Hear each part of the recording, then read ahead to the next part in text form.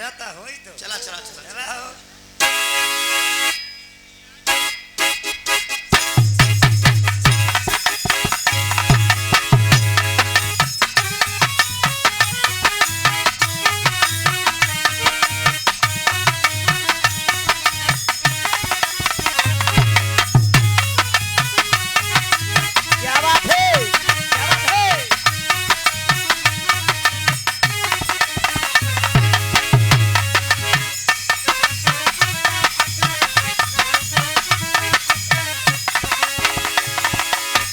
Camera वाले अच्छा निकल जाओ निकल जाओ।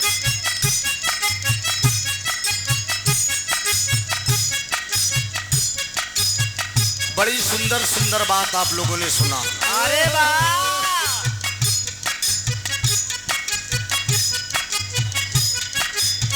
पूजा जी एक बात अच्छी लगी आपकी। हाँ कौन वाली बात? साजन जाता चैनल तू चलाया का ये लड़कियां? अच्छा स्टूडियो किससे मुलाकात हुई है? क्या नाम से? अमृत म्यूजिक। बिरहा में डालना ठीक, ये मैं रोकता हूँ, बाकी अपना जो डालना हो डाल देना ठीक। खाओ कमाओ मस्त रहो।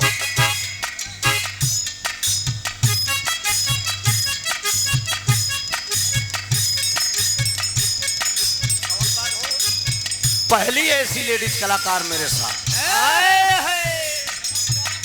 हाँ आगे नहीं लगावे पड़त। अब क्या कहें? ओहो माशाअल्लाह।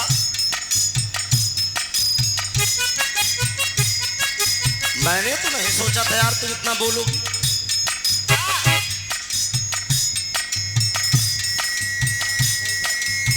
हो जाता है, उमंग में आ गई होगी। कौन त्रिभुवन भाई खाली अपने गुरुजी के गावत हैं, गावत गावत राम आधार दादा का बतावत है, लाल जी लहरी के बतावत हैं। ये मेरी धरोहर है पूजा। बाबू राम आधार जी का जो मैंने नाम लिया जनाब हैदर अली गुरुजी के, वो गुरुजी थे, मेरे बाबा हैं, आजा हैं। ठीक है, मैं जानता हूं कि पूर्वांचल की विरासत वीर रस है। हम घास थोड़ी तो छीले हैं का प्रेम। 24 साल में गिनती न हुई, न जाने कितने लेडीज में बिरहा गाया, न जाने कितने जेंट्स से गाया। पूर्वांचल का जो शेरे हिंद होगा आदरणीय विजयलाल जी, ओम प्रकाश, ये सबसे मेरा कार्यक्रम हुआ।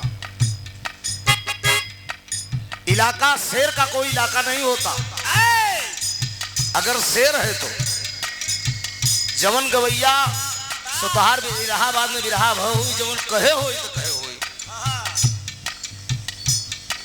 महीना में 30 दिन होता है, 15 दिन में गैर जिला में बिरहा गाता हूं।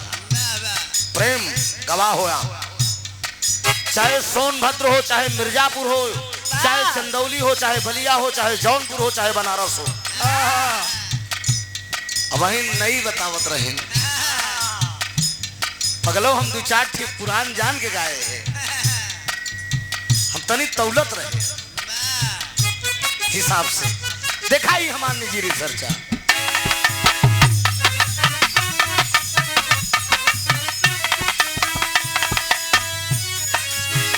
टीना शरीफ प्रवास। ओ दीवानी इलाहाबाद में यूट्यूब सर्च कर लेना, मैं एक ऐसा छलिया कलाकार हूँ। ना तुम्हारी बात मुझसे छिपी है, ना मेरी बात आपसे छिपी है। अब मैं कुछ नहीं कहूँगा तुम्हें, कभी फिर मुलाकात होगी तो। लेकिन गाना का जोड़ जरूर गाऊंगा। इना समझू हम वीर रस गावे नहीं जानी, तोरे वीर रस से वीर रस लादा। ओ दीवानी तू मस्तानी,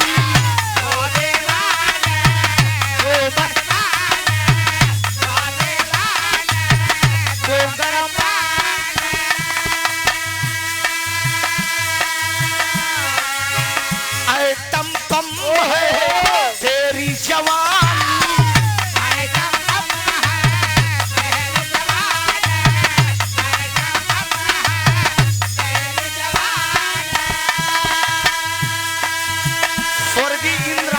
यादव जी के बेटा धर्मेंद्र यादव जी 100 रुपए का पुरस्कार है। बहुत बहुत बाबू को नमन है, आशीर्वाद की परीक्षा है। ओ दीवानी तू मस्तानी आइटम बम है तेरी जवानी, काली है तेरी उमरिया। हाय रे हाय अरे बाली है तेरी उमरिया। ओ अरे ढूंढल कोई सवरिया, कोई सवरिया।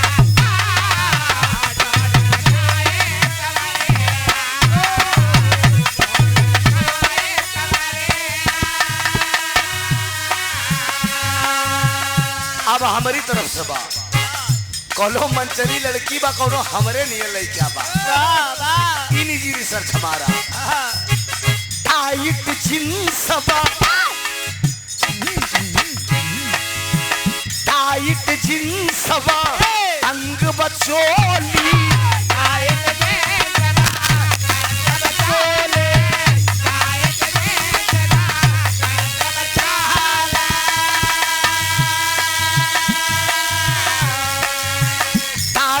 जींस बा तंग बचोली, चाले लू बबूनी बटमक खोली।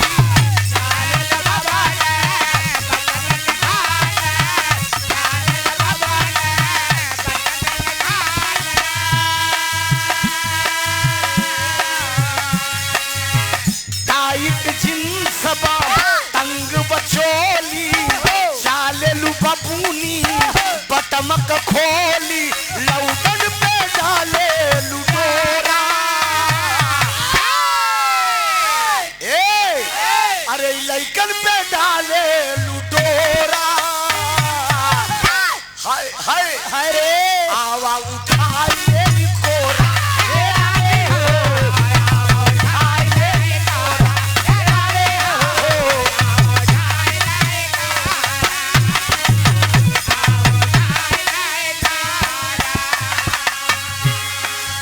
लड़की जवाब देती है कितना कोरा उठाने का शौक है।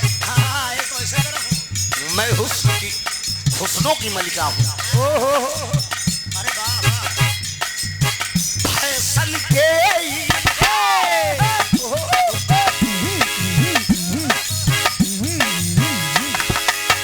फैशन के दौर बाबा,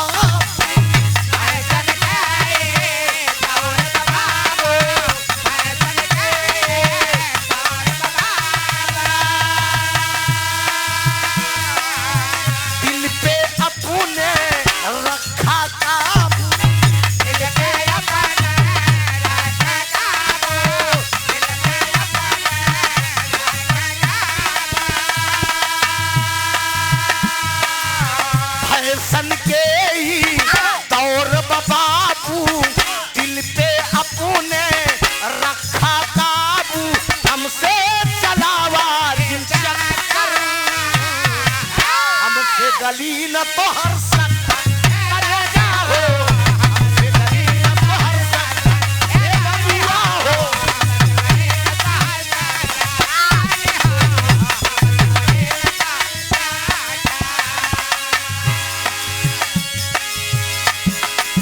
जिया जिया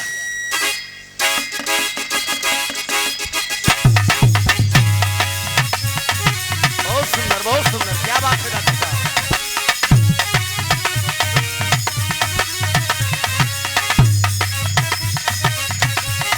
अरे जिया डॉक्टर साहब, कोनो दुल्हन का दुल्हा, कोनो दुल्हन अपने दुल्हा का संकेत कर दो कि तुम्हार आदत बड़ी खराब बा, खाली दूसरन में मुंह मारत है।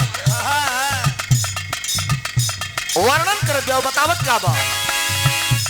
मेरा सजना सवरना है किस काम,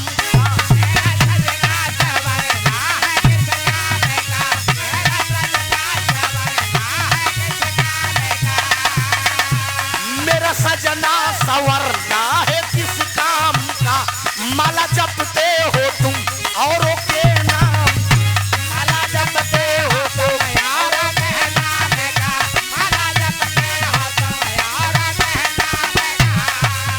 ओ मेरा सजना सवरना है किस काम का, माला जपते हो तुम औरों के नाम का, बीबी हूँ तो बीबी की कदर होगी,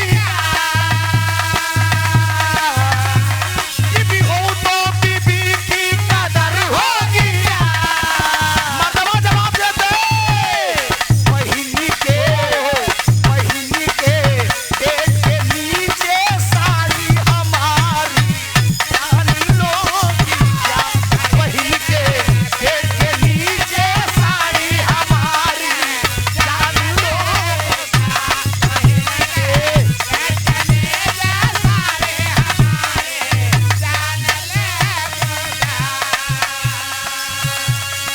मड़िया हूँ जिला जौनपुर से। अलदेव यादव जी आपके कर कमलों द्वारा ये 105 रुपए का पुरस्कार आया है। बहुत बहुत वंदन। अभी 15 तारीख को कार्यक्रम मड़िया हूँ में था हमारा, और कौन थे मड़िया हूँ में कार्यक्रम, दिनेश लाल यादव जी, बाबूराम कैलाश जी के नाती। बहुत बहुत वंदन है, अभिनंदन है भैया को, सेवा कबूल करेंगे।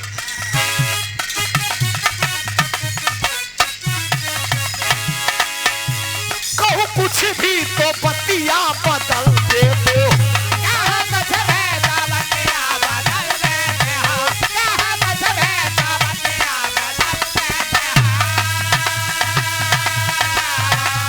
सगरो मनवा के श्रद्धा कुचल देते हो,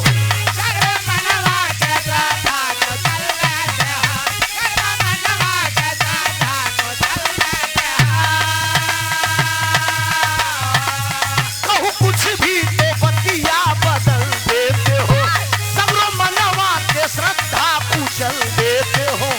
उठ लाल लाल लाले कमाल जब पान खाई, उठ लाल लाल लाले कमाल जब पान खाई, ऐसी सुघराई तुम कहाँ से लाई हो, ए रानी ऐसी सुघराई तुम कहाँ से लाई।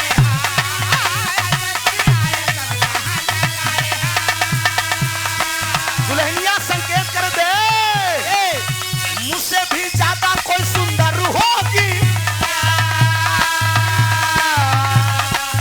मुझसे भी ज्यादा कोई सुंदर होगी। हे बहिनी के पेट के नीचे साड़ी हमारी जान लोगी, बहिनी के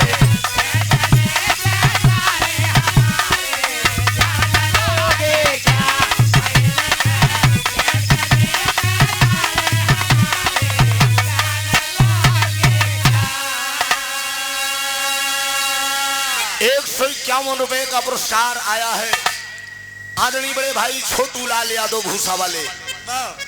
आपके करकमों द्वारा ₹151 का आशीर्वाद आया है इस लाइन पे। बहुत बहुत वंदन है, अभिनंदन है। धूम तराना का आप लोग आनंद ले रहे हैं। साथी कलाकार ने अभी एक राउंड में करीब आधा घंटा धुन गाया। हमारा हम ऐसा गवैया खाली 2 लाइन का धुन गाई थी। धुन गाय के मैं समय किसी का व्यर्थ नहीं करना चाहता हूँ।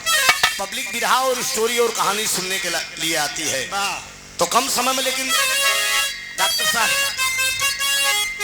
ओहो, ए प्रेम बाबू, love is God, God is love. ओहो, लव इज, प्यार करना कोई पाप नहीं है। प्यार की वासना में प्यार को दूषित कर देना महापाप होता है। तो दिलों का मेल है, प्रेमी और प्रेमिका की बात है। प्रेमिका की शादी होने वाली है, वो तड़प रहा है घर पे बेचारा। फोन पर बात बेटा जल्दी आवा नहीं, प्राण निकल जाई। पहुंची जैसे बछरू गाय के धधाए, वैसे बेचारी से धधाए के मिली। प्रेमिका की पगली के भाई बाटे, पगली के भाई बाटे, पागल के दासा, पगली के भाई बाटे, पागल के दासा।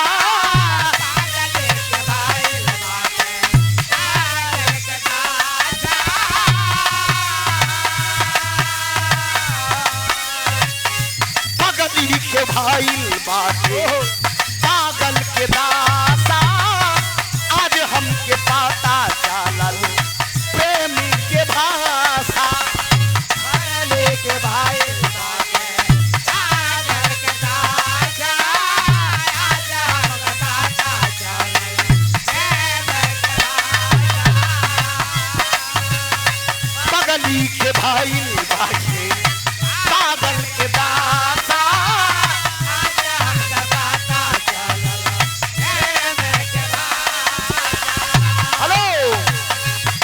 पगली के भाई बाटे पागल के दासा आज हमके पता चललो प्रेम के भाषा रोते रोते हमसे मिले आइल बानी रोते रोते हमसे मिले आइल बानी हमर जान आज मेहंदी से लेटाइल बानी हमर जान आज हरदी से लेटाइल बानी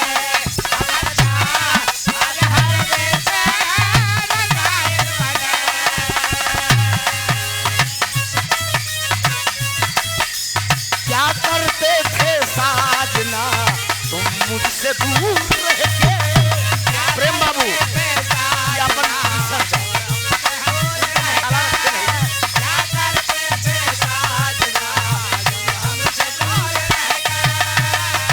हम तो जुदाई में अकेले छुप छुप के रोया करते छुप छुप के रोया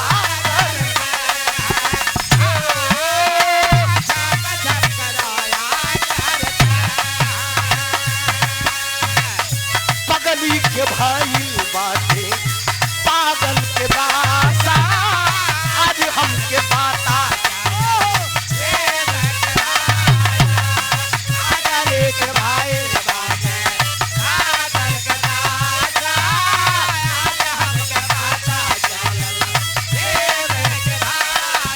रोते रोते हमसे मिले आइल बानी रोते रोते हमसे मिले आइल बानी हमर जान आज हरदी से लेटाइल बानी हमर जान आज हरदी से लेटाइल बानी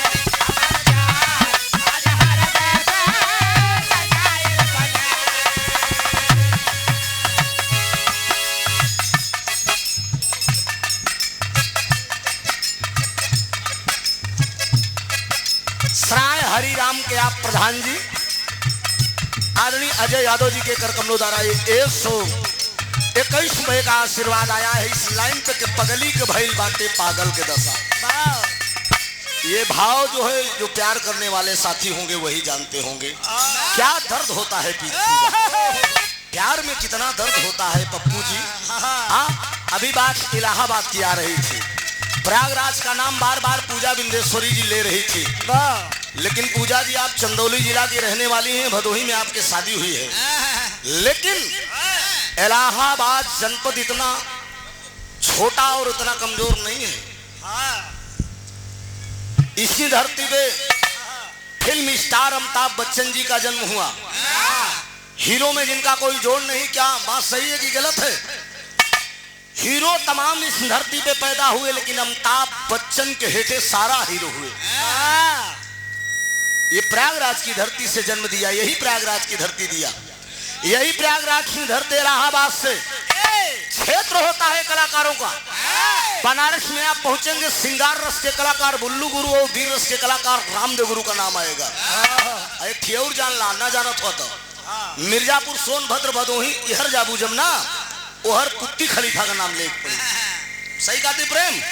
हाँ दीपनगर में बिरहा हमारो नीतूराज पुत्ती खलीफा का नाम है नहीं लेते हम मर्दे तो बार बार पुत्ती खलीफा का जब नाम ले लगे तो खूब पैसा हमें मिलेगा। इलाका होता है क्षेत्र होता है। इलाहाबाद जनपद इतना कमजोर नहीं आप भी तो इलाहाबाद के ही कलाकार लेकर गा रही हैं। पप्पू जी हारमोनियम बजा रहे हैं इलाहाबाद के ओम प्रकाश जी इलाहाबाद के राम जी इलाहाबाद के खाली है प्रेम भाई मिर्जापुर से आए हैं। तो ये बात है इलाहाबाद के ही कलाकार आपके साज और सज्जा को मेंटेन करके रखे हैं। अगर हमारे ऐसे कलाकार इस प्रयागराज के धरती पर ना पैदा हुए थे तो आप कैसे संवरती। आपका संवरना भी जरूरी है मैडम। तो कहाँ आप भूली हैं। ठीक है लाइन हो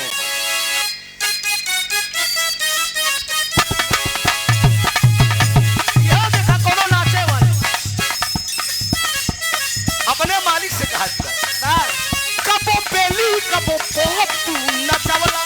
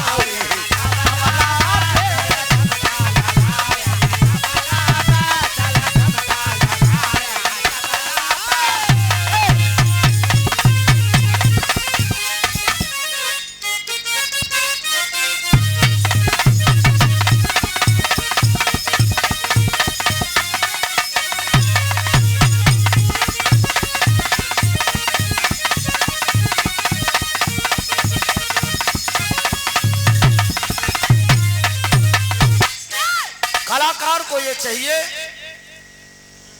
किसी के गाने में टिप्पणी ना करके। प्रेम जी जरा सोचिए आप, मैं आपसे बात करूंगा, पप्पू जी आपसे बात करूंगा, इनसे बात नहीं करूंगा। शांति बनाइए। हेलो भैया, हाथ जोड़ते। सोचिए, कलाकार को यह चाहिए अपनी प्रस्तुति डाले। किसी के गाने में भी पूजा जी ने एक बात कहा, ऋषि से भेंट हमहू को कराए देता। ऋषि से कौन ऋषि से मिले चाहते? भृगु मुनि से। भगाए भरा। हमारी आपकी ये पुराने हैं पूजा जी, बुरा नहीं लगना चाहिए। जो जितना गोता लगाया है उतना पाया है। मैं कोई कपोल की कथा नहीं गाया हूँ। आपने जो कांड गाया है, आपने जो ऐतिहासिक फौजी जवान की कहानी गाया है, आपने भी देखा नहीं है अपनी आंख से। मैं चैलेंज कर सकता हूँ, 24 साल से विरह गा रहा हूँ, कोई घास लेट थोड़ी तो कर रहा हूँ। आपने भी देखा नहीं है, आपने भी कहीं से पढ़ा है, आपके राइटर पढ़े हैं तो आपके राइटर जो है रचना किए हैं, तब आपने प्रस्तुति किया। मैंने भी, मेरे भी राइटर पुराण को पढ़े हैं, पुराण को पढ़ के तब गीत को लिखा है। ये कोई कपोल की बात नहीं है। जनाब हैदर अली यूनुस साहब 20-20, 25-25 हजार जनता में इस विरह को गाए हैं। भगीरथ का जन्म, माँ गंगे की उत्पत्ति, मैंने 4-5 प्रमाण दिया इस विरह में। गंगा माँ धरती पे कैसे आई और कहां कहां गंगा जी गई। मेहरारू मेहरारू से लड़के का जन्म हुआ, कौन पैदा हुआ? बे तो बिना मेहरारुओं को लड़कियां पैदा भा। जलंधर कुश गणेश बेटवा मान धाता ललनवा बिना माता के रहे। बड़ी खराब हो जाई। मछरी मच्छ मछोदर मकर धन मछोदरी, चारों को माई ला गई मछरी। बतावा सोचा बहुत है, ऐसा कोई बात नहीं है। मैं नहीं कह रहा हूं कि आप मेरे गाने का जवाब दीजिए। बहुत सुंदर आपने प्रस्तुति किया अपने झलक से। पूर्वांचल की जो खेती होती है, बनारस और गाजीपुर बलिया का वीर रस का, वो भाव आपने दिखाया, वो आपने अपनी झलक दिखाया, मैं अपनी झलक दिखाया। लेकिन अब तनिक हम तोहरे में चलत है। अब पूजा हम तोहरे में चलत है, चाहे थोड़े से चला, लेकिन चलो, लेकिन सटाऊ जरूर के जान ला। आइए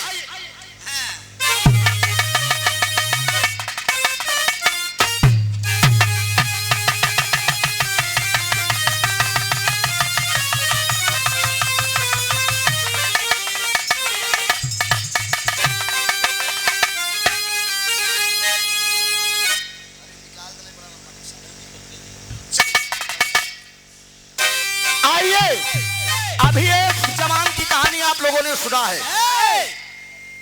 अफसोस इस बात की मुझे है, अफसोस इस बात की है,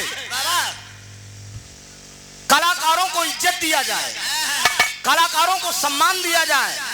इलाहाबाद के कलाकार को कुछ कलाकार ये समझते हैं कि ये चूतिया है, इन्हें कुछ नहीं आता। लेकिन जो इलाहाबाद के कलाकारों को आता है, मेरे दोस्त, बिरले है, ये जान लीजिए।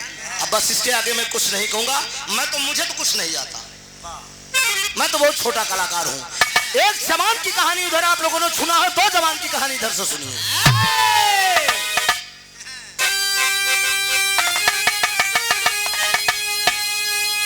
तो हिंदुस्तान के जवाया सभा से भी ऊंचे, अरे अब कोई तू भया कर इन्हें या जमाने।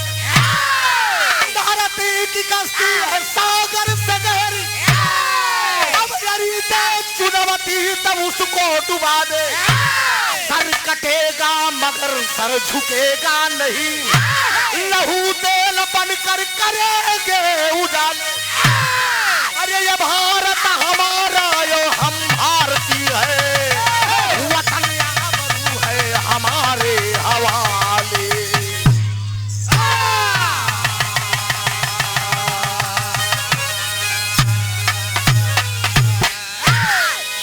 ए पूजा, तो हम देखे में खाली लवंडा लगत है, बाकी जान था हमार बेटवा हमसे बड़ा बा। मालिक के रहमो करम होगा, बस 4-6 साल बाद पतो ले जाओ, समझू। बियादरी आवत है एकदम। जब से मकान बड़ा, नया मकान बनवाया तब से लाइन लगी बा। लेकिन तब वो बियादरी से कही कि दहेज न ले, करब अबे टाइम बा। बेटा भी पढ़ रहा है, तैयारी कर रही है, तो उम्र का भी तकाजा बा, लेकिन मर्द और जवान कभी बुढ़ा नहीं होते हैं। मर्द और घोड़ा कभी बुढ़ा नहीं होते हैं। खाली रखाव उनकर बढ़िया हो चाहिए, खान पीन मेंटेन हो चाहिए। एक ठीक कवाली बहन पूजा गा रही, तू रुको यार, उठो मुसलमान नमाज पढ़ लो, अभी मेरा सर कटा नहीं है। टेक्साल सिनेमा पे आज से करीब 15 साल पहले, पप्पू जी, टेक्साल सिनेमा पे आज से 15 साल पहले बनारस में हमारा गाना और आदमी पंडित परशुराम जी का हुआ था बनारस में। तब यूट्यूब का जमाना नहीं था। परशुराम यादव जी इस कव्वाली को बड़े अंदाज से यार गाते हैं और एक सेकंड हम गाई थे, लेकिन मेरा लगा दो, छोड़ो उनका क्या लगाओ।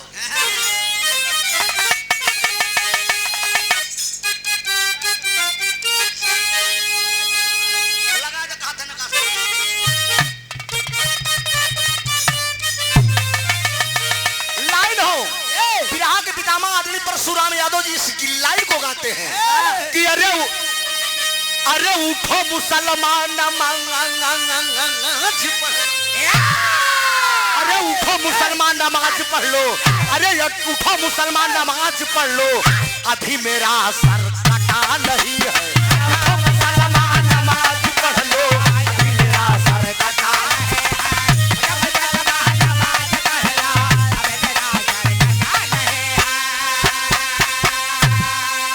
मुसलमान नमाज पढ़ लो, अरे अभी मेरा सर कटा नहीं है। अरे हुसैन जैसा दिया, अरे जिया से तोहार जैसन मर्जी हो वैसन काम हो मालिक। लगावा यार।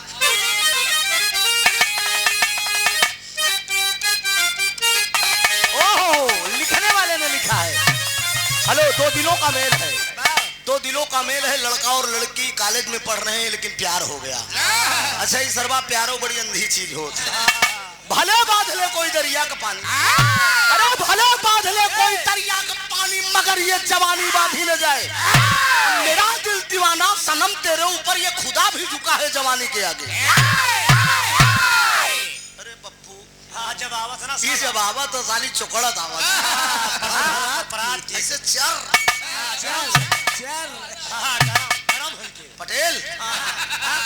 हमारे ड्राइवर साहब बहन बताए हैं, जब पूजा गावत रहे तो हम उतर के गए उधर, तो कहन यार पूजा कहत हैं कि अगर ऐसे लड़कियां मेहरारू को हो लागे तो का बात बा, लेकिन अब डॉक्टर जो बात बताए ना छोड़ आ जाए तो का मतलब। कहन सुना, डॉक्टर लोग तमाम लेकर टहल रहे हैं, अब साण भैसा की जरूरत नहीं पड़ा, ऐसे लड़कियां पैदा हो जाते हैं। तो ऐसे विज्ञान खोज रिसर्च चल रहा है, चिंता न करो, वो दिन भी देखने को मिलेगा, सब कुछ हो जाएगा।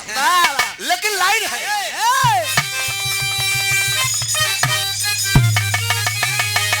कि अरे परवाने चल रहे हैं,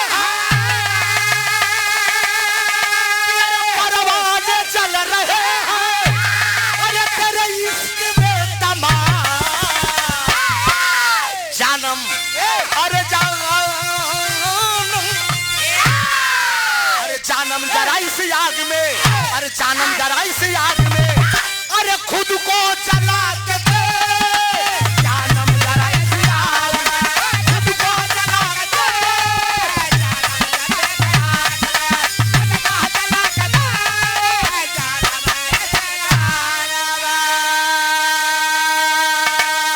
लिखने वाले ने लिखा है कि हिम्मत हो तो जंग में, हिम्मत हो तो जंग में, अरे कभी पंजा मिला के दे, आ जाएगा समझ में, आ जाएगा समझ में, अरे जंगा मिला के दे, आ जाएगा समझ में,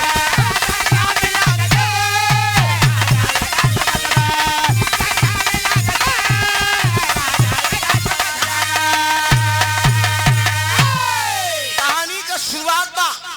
कहानी कब गए और कहां के बाद झलक ओहर से बुल्लू गुरु और रामदेव गुरु के आप देखा जौहरी में सिंगार रस के कलाकार थे। बुल्लू नाक दबाए के गाँव, जब रामदेव खड़ा हो चरचराए के गाँव। हमारे बाबूजी बतावत रहे, इनकर खानदानी भी रहा बा, हमारो खानदानी भी रहा बा। फर्क इतने रहन के इनकर बाबू लिया के बियाह भदोही में कह दिए, हाँ इलाहाबाद बॉर्डर पर चली आए हमार बाबू हमरे जिलवे में कह देना हाँ ये दिक्कत है कि घर जिला का बहुत टाका लगल बहुत लेकिन काम नहीं था।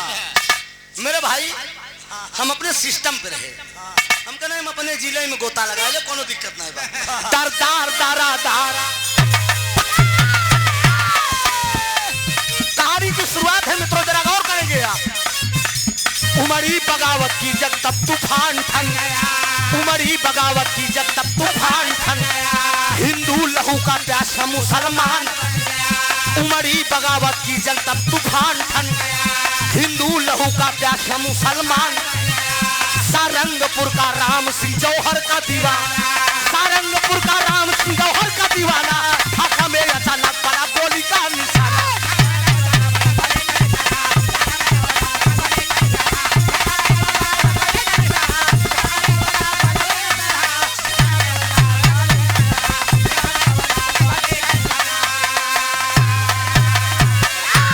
तड़पती तारा देवी थी कंगन को तोड़कर तड़पती तारा देवी थी कंगन को तोड़कर तड़पती तारा देवी थी कंगन को तोड़कर रंजीत और मंजीत तो बच्चों को छोड़कर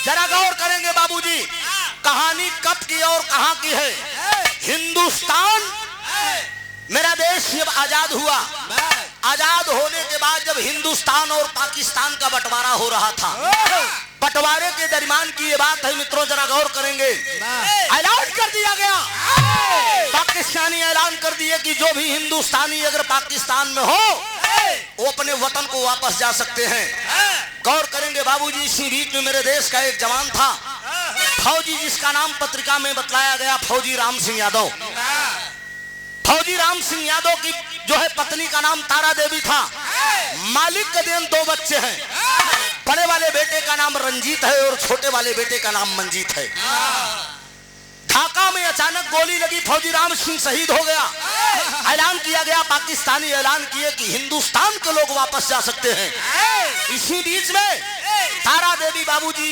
सोच रही है अपने मन में कि मौका बढ़िया है मैं अपने दोनों बेटों को लेकर क्यों न हिंदुस्तान चली जाऊं जब हिंदुस्तान के लिए एक तरफ रंजीत को और एक तरफ मंजीत को लेकर जब वो पाकिस्तान से हिंदुस्तान के लिए रवाना हो रही है इतने में पाकिस्तानी साले उसके पीछे लग गए पकड़ लो इस साली को जान से मार दो और इसकी आबरू लूट लो भागते भागते वो औरत चली आ रही है बाबूजी उसे मरता क्या न करता उसे कुछ न सूझा सामने उस पाकिस्तान के अंदर एक मस्जिद दिखाई पड़ती है जब मस्जिद दिखाई पड़ती है मस्जिद के अंदर एक मुल्ला जी बैठे रहते हैं मुल्ला जी के सामने आंखों में आंसू लेकर वो औरत अपने दिल की फरियाद करती है यहाँ एक line तरजबा hello hello Akhtar Ali आप रामपुर से 51 रुपए का आशीर्वाद आपने दिया है सलाम कबूल हो दुआ दे हम बच्चे अपनी फन में सदा कामयाब हो आखिर में वो तारा देवी मस्जिद के मुल्ला के सामने हाथ जोड़कर वो खड़ी हो जाती है खड़ी होने के बाद अपने दिल की फरियाद करती है उस मस्जिद के मुल्ला से क्या कहती है यह लाइन में कि अरे मुंगरी से मारी मारी अरे दहिया दे ले तू अरे मोरे राम दहिया दे ले तू दहिया मारेला जहिया मारेला तब मछरी खियावेलन जरूर हमरे इलाहाबाद का लाइन नया पप्पू ओहरे के ओहरे से ढरकत बा अब ओहरे हम सटत है हाँ जहाँ जैसा हाँ अब हम तोहरे में तो ओहर जब ढरकत है तो अच्छा घुसपैठी तब भी थे घुसपैठी अब भी है इसीलिए मेरा देश गुलाम हुआ वाह पप्पू घुसपैठी तब भी थे और घुसपैठी अब भी गद्दार गद्दार हो चाहे जहाँ के हो सही बात ध्यान दे अब ढरक के आखिर में वो कहती क्या है कि अरे रोई रोई अरे जी अरे करेला बारंबार करेला बारंबार कि तोहरे माथे बा, कि तोहरे माथे बा ए मुल्ला जी जिंदगिया हमार, तोहरे माथे बा ए मुल्ला जी जिंदगिया हमार।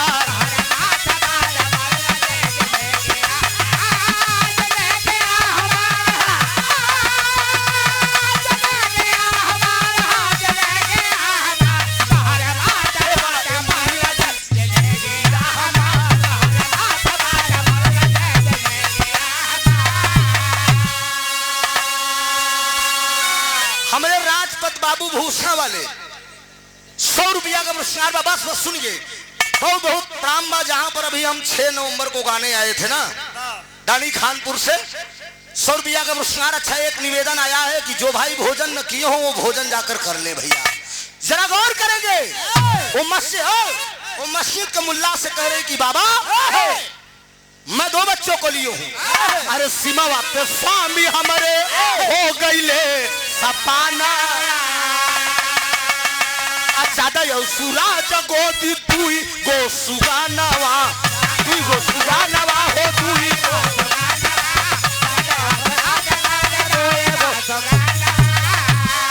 किया करल चाहे पापी हमारो।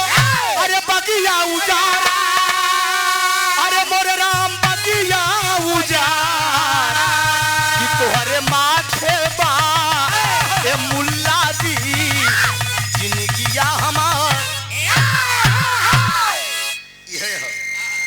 आखिर में बाबूजी उस मस्जिद के मुल्ला के सामने वो तारा देवी अपने दोनों बेटों को लेकर आंखों में आंसू लेकर हाथ जोड़कर कहती है बाबा मैं पाकिस्तान से जा रही हूँ, मेरे स्वामी शहीद हो गए, मेरे पति का नाम फौजी राम सिंह था, गोली लगी ढाका में, वो शहीद हो गए हैं। दोनों बेटों को लेकर मैं पाकिस्तान से हिंदुस्तान जा रही हूँ। आखिर में ये कट्टरपंथी पाकिस्तानी मेरे पीछे लगे हुए हैं, मेरे दोनों बेटों को मार देना चाहते हैं और मेरी आबरू लूटना चाहते हैं। मजहब नहीं सिखाता है आपस में बैर करना। जरा गौर करने की बिरहा के सुनने वाले मेरे मुकद्दर के मालिक कलाकार कोई को बड़ा नहीं हो, जो कहानी स्पष्ट कर दे बहुत ज्यादा चिचियाए और चिल्लाए दे से बिरहा नहीं हो। बिरहा का मेल मूल मंत्र है पब्लिक के बीच में जो बढ़िया ढंग से कलाकार कहानी को स्पष्ट कर दे। जरा गौर करेंगे, वो तारा देवी का वो मुल्ला, मस्जिद का मुल्ला आखिर में वो खुदा और भगवान होता है। कहा बेटी मैं तुझे अपनी धर्म की बेटी मानता हूँ, आकर मेरे मस्जिद में तुम छिप जाओ। लेकर दोनों बेटियों को जब वो मस्जिद में छिप जाती है मित्रों, कट्टरपंथी आते हैं, कहते हैं कि बाबा एक औरत 2 बच्चों को लिया है, क्या इधर से गई है? काट कर बोलते हैं खबरदार, कोई महिला इधर से नहीं दिखाई पड़ी। आखिर में जब वो लोग चले गए मस्जिद से, जब वो औरत अपने दोनों बेटों को लेकर निकल रही है, जरा गौर करेंगे कहानी ये कैसी है। ये पाकिस्तान के अंदर ये घटना है, सोचिए।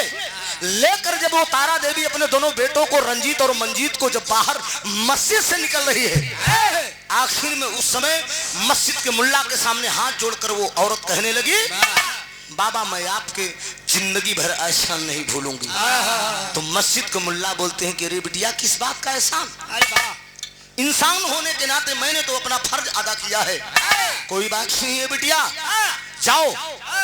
कहा बाबा इस एहसान के बदले आप कुछ मुझसे मांग लीजिए। अब यही तो कहानी मोड़ ले रही है, जरा गौर करेंगे।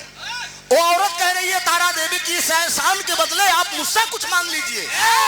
इतने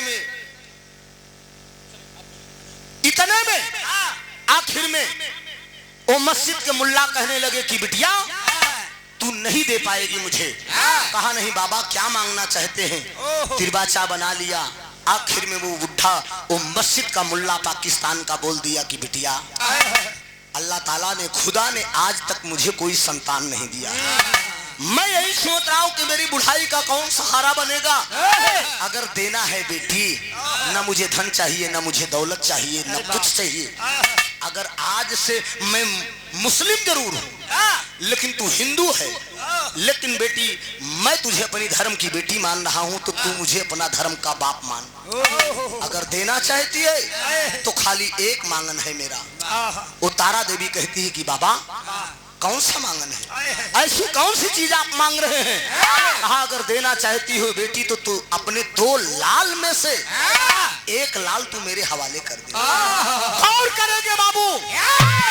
कहा गया कि कौन माँ अपने बेटे को दे सकती है? बाबूजी कहा गया है, बिजलाल जी कभी कभी कहते हैं कि अमृत का धार केहू कितनो पियाई एगो माई बिना। कैसे करजवा जुड़ाई है भैया एगो माई बिना। माँ तो माँ इस धरती पे होती है बाबूजी। कलेजा कांप गया, पैरों तले जमी खसक गई तारा देवी की। कहने लगी जिंदगी की सबसे अनमोल धरोहर आप मुझसे मांग रहे हैं। अरे मैं अपने 2 बेटों में से 1 बेटा तेरे हवाले कैसे करूं? बाबा कोई दूसरी चीज मांग लीजिएगा ना। देना है, मैंने पहले कहा अगर देना है तो तुझे खाली 1 बेटा मेरे हवाले कर दे। विरहा के सुनने वाले श्रोता बंधु, मेरे मुकद्दर के मालिक जरा गौर करेंगे। आखिर में उस मुल्ला के जिद के आगे वो तारा देवी जो थी, एक बेटे को उठाकर उस पाकिस्तान के अंदर छोड़ दिया। छोटे वाले बचवा का, छोटका बचवा का पाकिस्तान में छोड़ के बड़का बचवा रंजीत का लिया के जब सारंगपुर गांव हिंदुस्तान पहुंचती है, यहाँ लाइन रामदेव गुरु वाली लग गई।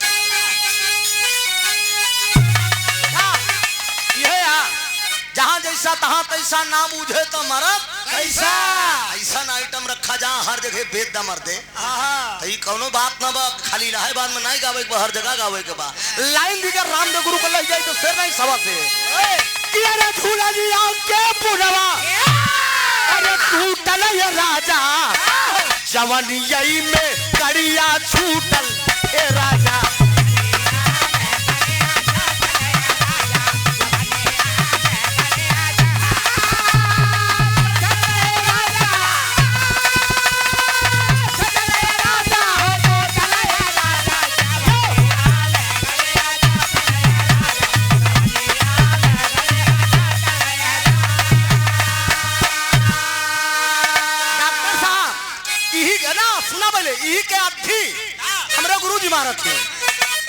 ये मंजरी के ब्याह में आप लोग सुने होगा, हमारे हैदर उस्ताद ही कत्थी में मार के गावत थी कि अरे खोजता रहा ब्याह, अरे खोजता रहा ब्याह सारे दुल्हा ना पाई ब्याह, खोजता रहा ब्याह सारे दुल्हा ना पाई ब्याह।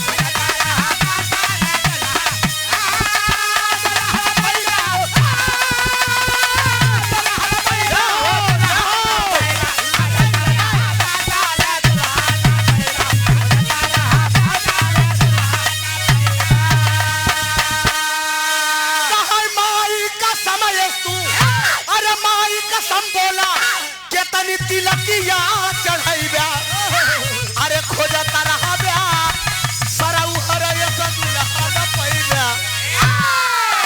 समझा? ये निर्मल ठाकुर से कह रहे मंजरी के ब्याहे में कि खोजता रहा ब्याह सारे से दुल्हा न पाई ब्याह। पाई ब्याह दुल्हा तमाम ऐचड़ खैचड़ पाऊ ब्याह, लेकिन पानीदार दुल्हा न पाऊ ब्याह।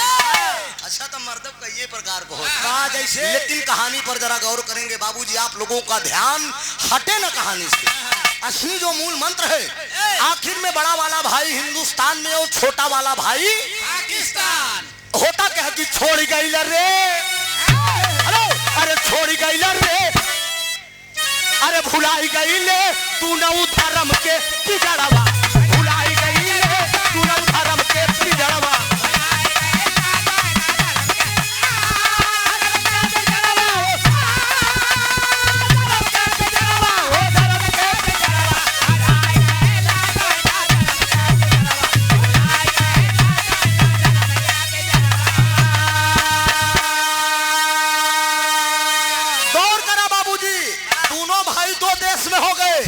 अरे रंजीत बीरानवा, अरे अब घरवा पे आइले, रंजीत बीरानवा बाबू घरवा पे आइले, मंजू सुगनवा मजीद होई कइले, मंजू सुगनवा मजीद होई कइले। अरे इस्लामी मजहब, अरे इस्लामी मजहब कबूल कइले, तूने धर्म के भुलाई गइले, तूने धर्म के पिजड़वा भुलाई गइले, तूने धर्म के पिजड़वा।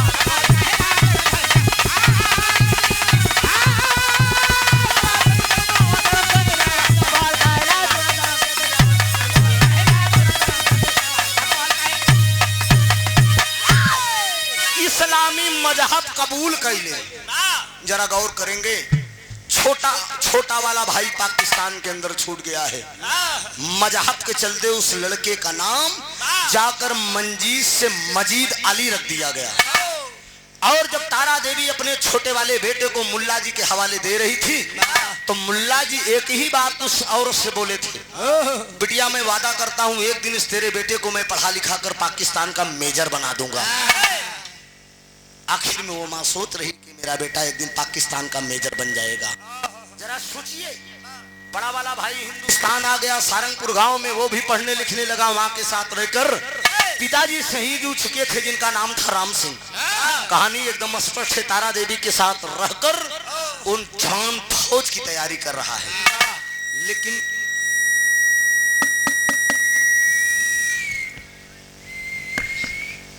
एक दिन की घटना है, छुओ मत, हम सही कर लेंगे।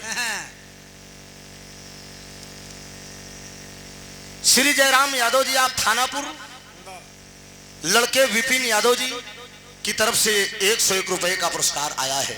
बहुत बहुत भैया को वंदन है, अभिनंदन है, सेवा कबूल करेंगे। जरा गौर करेंगे आप, हर बाबूजी रंजीत रहकर हिंदुस्तान में मां के साथ पढ़ने लिखने लगा, तैयारी करने लगा। वांट निकलता है, जवान जो है भरता है और दौड़ करता है, तैयारी करके बाबूजी हिंदुस्तान का मेजर हो गया। जब हिंदुस्तान का मेजर हो गया, फौज की नौकरी पाया, माँ के सामने आता है, तारा देवी के सामने सलूट मारता है वर्दी में। माँ तारा देवी जब देखती है तो कहती कि वाह, यही दिन देखने के लिए आज मैं तुझे पढ़ाया लिखाया। माँ बाबूजी तमतमा कर क्रोध आ गया माँ को क्रोध आया, खींच कर एक चाटा मारती है, खींच कर एक चाटा मारती, कहती हरामखोर, इसी दिन के लिए मैंने तुझे पढ़ाया लिखाया कि तू फौज की नौकरी कर। अरे तेरे पिताजी भी फौजी जवान थे, तेरे पिताजी राम सिंह फौजी जवान थे, देश के लिए शहीद हो गए, ढाका में गोली लगी। मांग का सिंदूर देख, मेरे मांग में सिंदूर है, क्यों मैं सिंदूर नहीं लगा रहा हूं? तेरा बाप देश के लिए शहीद हो गया। जब पति देश के लिए शहीद हो गया तो क्या गोदी का लाल भी शहीद होना चाहता है? अरे बाप रे बाप, जब ये बतिया रंजीत सुनत गलत, ए माई, तुझे तो गर्व करना चाहिए, तुझे तो गर्व करना चाहिए। अरे तेरा पति जो है फौजी जवान से और शहीद हो गया, बड़े गर्व और सम्मान से इतिहास के अंदर लिखा जाएगा कि तू फौजी राम सिंह की धर्म पत्नी है। और देर जब तेरा पति शहीद हो गया तो गोदी का अगर एक लाल भी शहीद हो जाएगा तो क्या तुझे मंजूर नहीं होगा? बहादुर पिता का बहादुर हूँ बेटा, अरे बहादुर पिता का बहादुर हूँ बेटा, धरण में दिखाऊंगा कैसे। पिताजी थे मेरे वतन का पुजारी, पूरा देश उनका रहेगा या भारी। मोहब्बत की बेड़ी जुदा कर दे माता, अब खुशी से ललन का विदा कर दे माता। बड़े गर्व के साथ तुझे इतिहास के अंदर लिखा जाएगा कि एक फौजी, शहीद फौजी रंजीत की मां तारा देवी है। ये भी तो गर्व से लिखा जाएगा। नहीं मानता है, जान का हम फौजिये की नौकरी करब। अगर बात हम बात को फिर बात से हो, जब हमारे बाबूजी फौज को नौकरी करें, लड़त लड़त देश के लिए शहीद होता, हम देश के लिए शहीद हो गए। लेकिन ये बात यही छोड़ दीजिए, अब ये कहानी यही छोड़िए। अब हिंदुस्तान से हम चलते हैं पाकिस्तान, आप लोगों को लेकर। पाकिस्तान के अंदर क्या हो रहा है? तारा देवी से वो मुल्ला जी वादा किए थे मैं एक दिन उसको पढ़ा लिखा। हेलो, आवाज नहीं बाबू, ओ भैया, क्या मस्त हो यार, विराट शांति वातावरण का है, पब्लिक पूरी डूबी है कहानी में, आप जो है बकर बकर कर रहे हो। पाकिस्तान के अंदर चलते हैं। आखिर में तारा देवी ने वादा किया है कि मैं एक दिन पढ़ा लिखा कर इसको पाकिस्तान का मेजर बना दूंगा। वो दिन दूर नहीं मित्रों। आखिर में मुल्ला जी उस छोटे वाले भाई को, जिसका नाम मंजीत सा मजीद से जाकर मुस्लिम धर्म में कबूल कराकर मजीद अली नाम रख दिए, वो भी पढ़ लिख कर एक दिन पाकिस्तान का मेजर बन गया। आज छोटका भैया पाकिस्तान का मेजर और बड़का भैया हिंदुस्तान, दोनों भाई आखिर में वतन की तरफ से बाबूजी मेजर बन गए। और जब मेजर बन के एक दिन समय का दौर आया, हिंदुस्तान और पाकिस्तान की लड़ाई छिड़ती है और जितने जवान फौजी जवान छुट्टी गए हैं, फोन किया गया कि इस पवेलियन तुरंत वापस आए, ड्यूटी पर तैनात होना है चूंकि पाकिस्तानी हमला कर रहे हैं। मेरे देश का जवान रंजीत कहता है उसकी एक नई नवेली शादी हुई है जिस लड़की का नाम बताया गया है राधा। राधा के साथ शादी हुई है, सुहाग रात का तैयारी कर रहा है। तभी फोन आया कि ड्यूटी पर तैनात होना है। आखिर में अपनी अर्धांगिनी के पास गया और वो कहता है कि लड़ने के लिए जाऊं कि सुहाग रात मना। कहे पिया आप निकल जाइए जाइए, लेकिन मतारी शीला मतारी के पास में पहुंचता है। तारा देवी के पास कहा माँ पाकिस्तान और मेरे देश से लड़ाई छिड़ गई है, क्या मुझे जाना मंजूर है? आखिर में टेरी का भाव,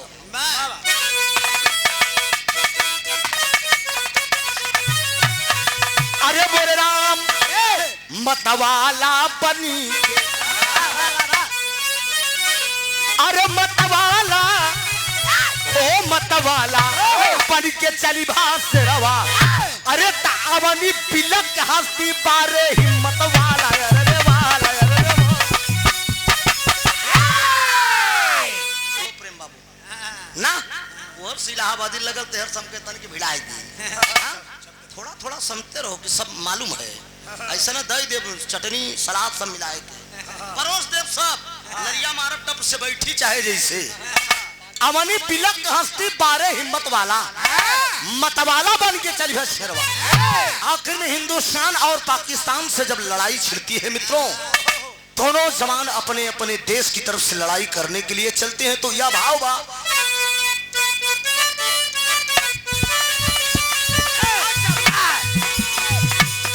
हम गवनवा नहीं जा, हम गवनवा नहीं जा, नहीं न पीता लगला हिरनवा, नहीं न पीता लगला हिरनवा, हम गवनवा नहीं।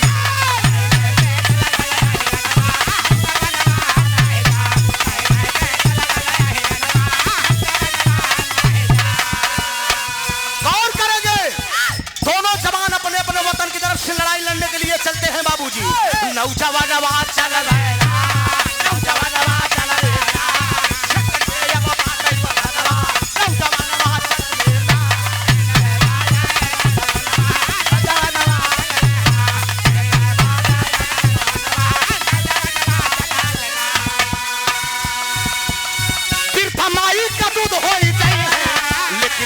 नहीं बता, लेकिन भेदवा नहीं बतलई बे। नौजवानवा चल लेना, नौजवानवा चल लेना, आज मारा बते खानवा, नौजवानवा चल लेना।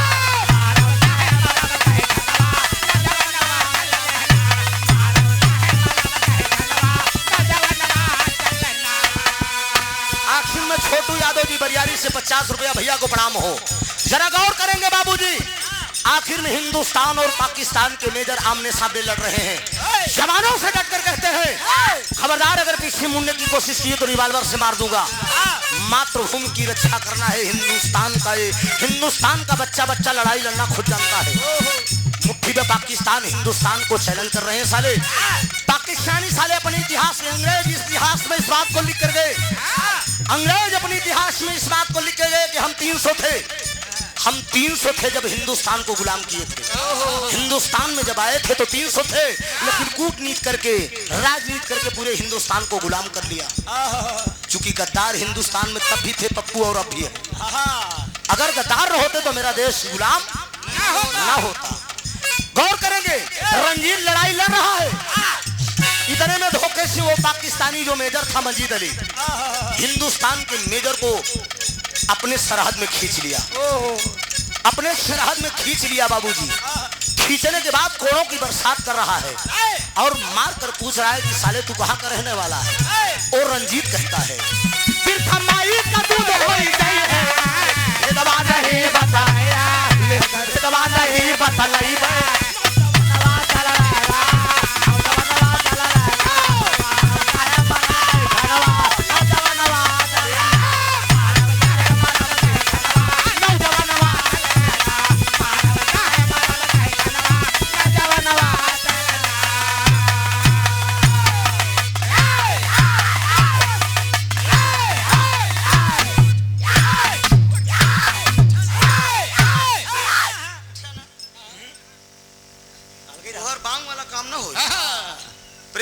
हैं भाई तबरे मुठ के नहीं बाँव जग गया। कलाकार जो है परख लेता है। राम जी बाँव था, समझ जाना। ए बाबू धोखे से पकड़ लिया रंजीत को।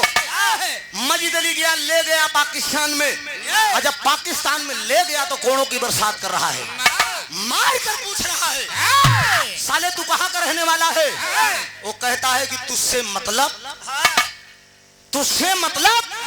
मैं कहाँ का रहने वाला हूँ, क्या मतलब है? कहा हिंदुस्तान का तू मेजर है, लेकिन हिंदुस्तान में किस जगह तेरा घर है? वो दहाड़ कर कहता है कि बलिदानी मेरी मातृभूमि, अरे बलिदानी मेरी मातृभूमि अरमान न दिल का सहती है, तो देश के ही हम वासी हैं जिस देश में गंगा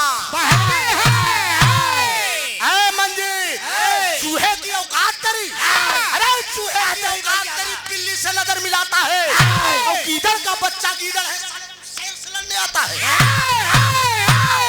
तू क्या करेगा मेरा पता पूछ के बता, क्या करेगा तू? साले पाकिस्तान का, मैं हिंदुस्तान का, मैं अपने मातृभूमि की लड़ाई के लिए लड़ रहा हूँ, और तू अपने मातृभूमि की तरफ से लड़ रहा है। लेकिन बाबूजी कहानी जरा गौर करेंगे, कुछ दिन की बात है। कुछ दिन के बाद वो हिंदुस्तान का जो मेजर था रंजीत, उसको कटघरे के अंदर मतलब कमरे के अंदर बंद किया है। जब बंद किया है वो बैठा है, सुबह सुबह की बात है, पाकिस्तानी मेजर मजीद अली सो कर उठा है, निगाह उठाए कर देखा तो कहा अरे यार ये हिंदुस्तान का मेजरवा हमारे सकलिया से मिलत बा, लगता है हमारा इसका कोई जन्मों का नाता तो नहीं। पास में पहुंच गया और हाथ जोड़ करके बोला भाई तू कहाँ का रहने वाला है? तू साफ साफ बता तू कहाँ का रहने वाला है? आखिर में वो रंजीत उस मजीद अली से बता रहा है कि मैं सारंगपुर का रहने वाला हूँ। हिंदुस्तान के अंदर एक गांव है सारंगपुर, पिताजी का नाम क्या था? फौजी राम सिंह। फौजी राम सिंह यादव का मैं बेटा हूँ। ढाका में गोली लगी थी, जब हिंदुस्तान और पाकिस्तान से बंटवारे के समय में गोली लगी थी, मेरे पिता शहीद हो गए थे। मेरी माँ का नाम तारा देवी है। जब ये बात मजीद अली पूरी कहानी को सुनता है मित्रों, तो कहानी यहीं पर मोड़ ले रही है। कहानी मोड़ क्या ले रही? मजीद अली जब पूरी बात सुन गया, समझ लिया, उस हिंदुस्तान के मेजर को उसी जेल के अंदर पाकिस्तान की धरती पे छोड़ के वो रवाना होता है हिंदुस्तान के लिए। जब हिंदुस्तान के लिए रवाना हुआ, पूछते पूछते पता वो कहां पर पहुंचा? सारंगपुर गांव में। सारंगपुर गांव में पहुंचा आज तो उसकी माँ भी दोनों आंख की अंधी हो चुकी है। अपने दोनों बेटों की याद में, अपने पति की याद में वो रोते रोते आंख की अंधी हो चुकी है। आखिर में मजीद अली जब दरवाजे पे सारंगपुर गांव में पहुंचता है, माई तारा देवी का चरण छूले बा, ए भैया मतारी आशीर्वाद दे लेन है, लेकिन दोनों आंख की अंधी हो चुकी है। मतारी समझलस कि लगत हमार लाल रंजीत आ गई। ये भैया बछवा का चूमे चाटे लगल। एक दिन रंजीत बन के मतारी तारा देवी से भी सवाल करता है। सवाल क्या करता है कि माँ तेरी मांग में कभी मैं सिंदूर नहीं देखती हूँ, तेरे मांग में कभी मैं सिंदूर नहीं देखा, माँ आखिर में बात क्या है? तू कभी राज में छिपाई रह गई और हम लोगों से नहीं बताई। आखिर में ये बात जब तारा देवी सुनती है तो मजीद अली को रंजीत समझकर वो कहानी को बता रही। यहाँ एक की धुन बड़ा कर साहब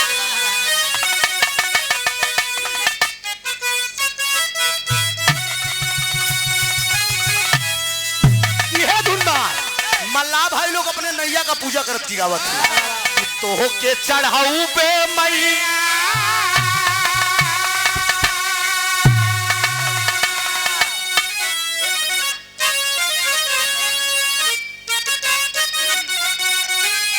आखिर में वो तारा देवी मजीद अली से बता रही है। बाबूजी क्या बताती है? तो के चढ़ाऊ पे मैया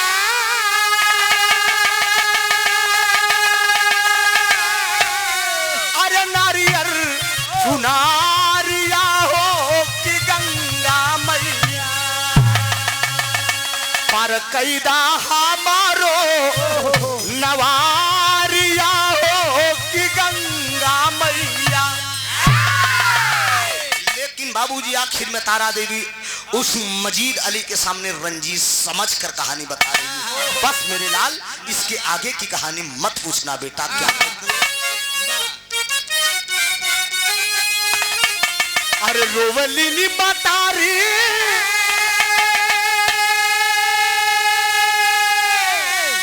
अरे मोरा लाला लावा सुनीला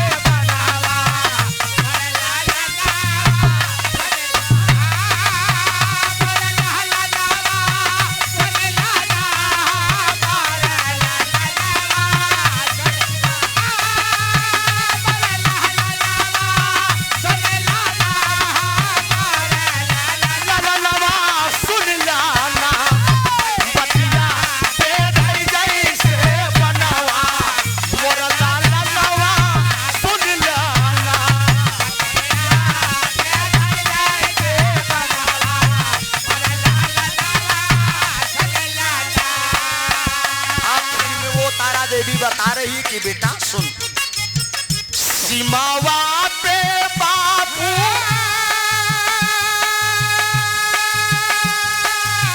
तोरे मारला गईलन मारला गईलन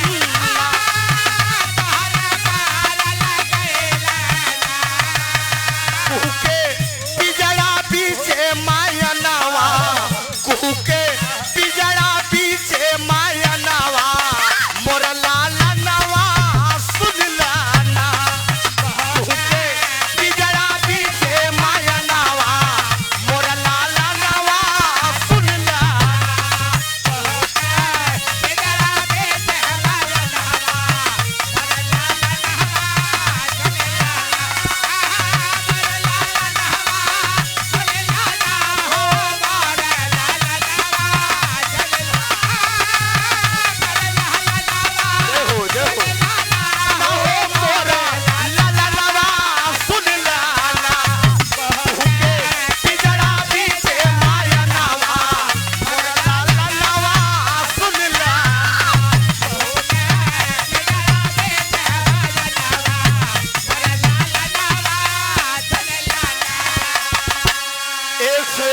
आशीर्वाद आपने दिया है स्वर्गीय इंद्राज यादव जी की धर्म पत्नी मालती देवी जी, पुत्र संतोष यादव, धर्मेंद्र यादव, तमाम 5 पुत्र हैं आपके। 100 रुपए का पुरस्कार माता जी की तरफ से कोट कोट सा बंदन अभिनंदन है। अच्छा भैया, अच्छा ठीक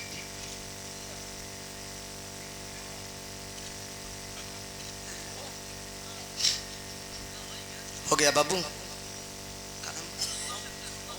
अच्छा अच्छा तो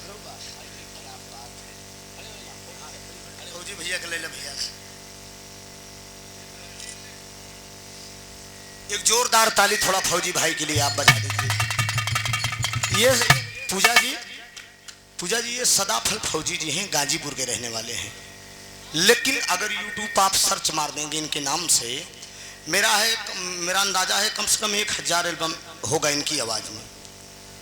अंशिका कुशवाहा जी और पूर्वांचल की जितनी अच्छी आर्टिस्ट हैं सबके साथ इन्होंने गाया है और बाकायदे वीडियो बनाया है। छुट्टी आए हैं पंडेश्वर नाथ धाम सीआरपीएफ कैंप में, आप पूरे परिवार के साथ रहते हैं, मेरा बड़ा पारिवारिक लगाव है। फोन किए फौजी साहब, हमने कहा गाना है पूजा बिंदेश्वरी से, कहें गुरुजी पूजा का गाना नहीं सुने हम, के आइए मैं सुनवाता हूं, बानगी जरा देखिए कैसी है। सौर सुंदर पुष्पहार बहुत समाया का पुरस्कार आपने देकर सम्मान किया। एक फौजी की कहानी सुनकर आपका करेजा जो है द्रवित हो गया, और मौका मिलेगा तो भी फौजी साहब से भी एक गीत में गवाऊंगा। इच्छा है आप लोगों की भी? हाँ तो इस गीत के बाद मैं सोच रहा हूँ पूजा जी आपको भी मंजूरी है ना? पड़ोसी हैं भाई, देखो सहयोग आपसे ही चाहिए। नहीं तो कहा त्रिभुवन खड़ी हो तो कहा लगे त्रिभुवन बेईमानी कह गया हमारे साथ। हाँ हमार नंबर आन नहीं बहुत ऐसे करा थी बोल लड़कियों के हमार नंबर आन बेईमानी कह गया। हाँ कितनी लड़की तो ऐसा जब कैमरा वैमरा लागत तो कहा कि हमार ना रिकॉर्ड करा, हमार ना हम कह इनका ना रिकॉर्ड करा इनका ना ले। अरे आज मालिक के बनाए बंदे हैं, आज नाम हो गया, शोहरत हो गया। मैं कोनो जमाना रान की फोन कई के यूट्यूब वाले के बुलावत रहे कभी भैया हमारा के रिकॉर्ड कहला क्या भाव है। और एक सुंदर पुष्पहार और भाई का पुरस्कार उमा शंकर बिंद जी, पूजा बिंदेश्वरी जी के आप हस्बैंड साहब हैं, वो समझ गए हैं। हम ना बताऊता तब तो ना, अरे ये कंप्यूटर बहुत तेज बा। हम समझ गए कि एक लेडीज कलाकार और एक पराये पुरुष से सारे मर्दों को छोड़कर एक पुरुष से अगर बात कर रही थी इसके मतलब है कि पति हैं तभी बात कर रही है। वाह वाह इतना मैंने परख लगा लिया था। बहुत बहुत बंधन है बाबू की तरफ से। सकल पंच तो मेरा नाम, मैंने पहली बार कार्यक्रम हुआ लेकिन बहुत सुंदर गायकी है, ये मैं मंच से कह रहा हूँ। अच्छी गायकी है, मैंने इसीलिए पप्पू जी हाँ ताली बजा दीजिए थोड़ा पूजा जी के लिए। लेकिन भारे हो रहे वाले के बात है यार, थोड़ा सा नोक झोंक नहीं होगा तो मजा भी नहीं आएगा। तनिक तू हमका देखा तनिक हम तोहका देखे, बाकी जनते भैया हैं तो हरे नेहरू हमार तो हो नहीं जाए। कब है देखने के देख लो, चखने को नहीं, खाली बस बाप है बाकी कोनो बात। जरा गौर करेंगे, वो तारा देवी आखिर में वो कह रही है मजीद अली से कि रंजीता तोरा छोटा पीर नावा रहा लल्ला, छोटा पीर नावा रहा लल्ला, छोटा पीर नावा रहा लल्ला,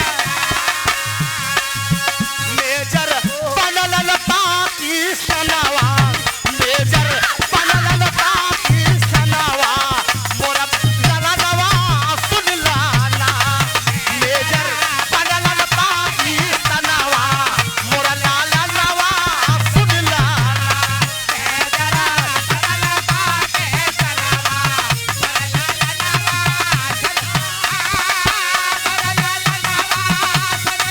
जय हो राम नरेश बाबू बहुत सुंदर।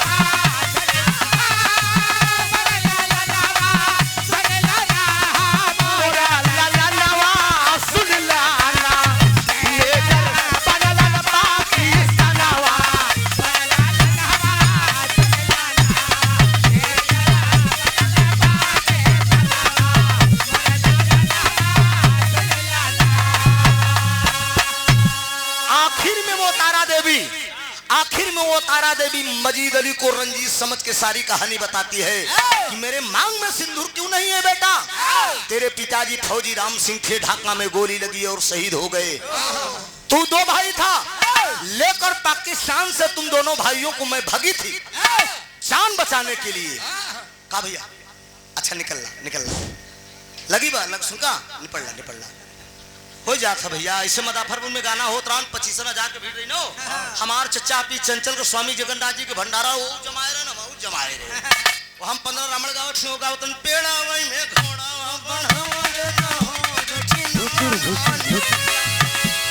एक लड़किया खड़ा होकर लग रहा चच्चा डाटन के बैठ, हम ताव में आए हम लगाए रहे दद्दा रामधार वाली कहीं बैठ। चच्चा के जब फिर नंबर आए जब फिर डाटन तो खड़ा हम कहे यार पहले निपटाए ले होते ही बेमतलब के तो भैया ये सब अगर क्यों होता है अपन काम दोनों दिक्कत नहीं, जरा गौर करेंगे। यही बात तो कहती है पाकिस्तान से तू दोनों भाइयों को लेकर भगी थी, एक मुल्ला मिले मस्जिद के अंदर शरण दिए, आखिर में आते वक्त में तू दो भाइयों से एक भाई को मांग लिए, वादा किए थे कि पाकिस्तान का मेजर बना दूंगा। मंजीद उसका नाम था। मजीद अली समझ गया कि आखिर में मैं जिसको जेल में बंद करके आया हूँ वो कोई गैर नहीं है, वो मेरा सगा भाई। माँ पहचान क्या है दोनों भाइयों में? वो बताती है तारा देवी आंख की अंधी है कि बेटा एक दूसरे का नाम मैं हाथ में गुदवाई हूँ। जब अपने भाई की बात सुनता है तो कलेजा उसका दहल गया, भाव पहापट का लगा है।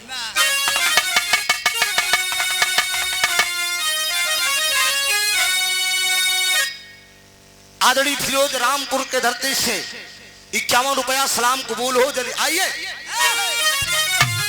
हेलो अरे दहल गया सुनमाई का रूदा नमा छतिया फाटेला। अरे दहल गया सुनमाई का रूदा नमा छतिया फाटेला। अरे दहल एक और बाबू के मरा नमा छतिया फाटेला।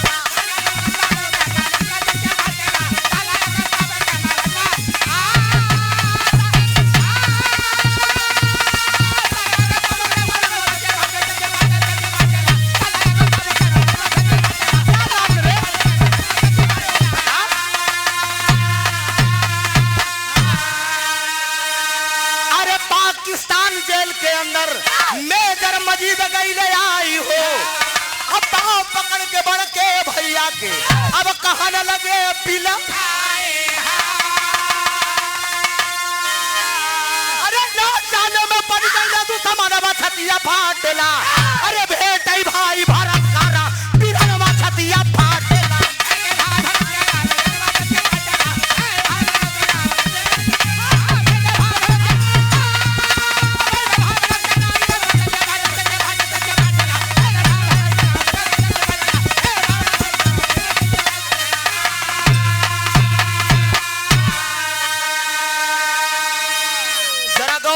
बाबूजी मजीद अली समझ गया जब तारा देवी की बात को और पूरी कहानी सुना, वो समझ गया कि मैं जिसको जेल में बंद करके आया हूँ वो कोई गैर नहीं है, वो मेरा सगा भाई है। पाकिस्तान जेल के अंदर पहुंचता है और फाटक खोलता है, दरवाजा खोलता है और खोलने के बाद बाबूजी रंजीत के पैर पे वो मजीद अली गिर गया।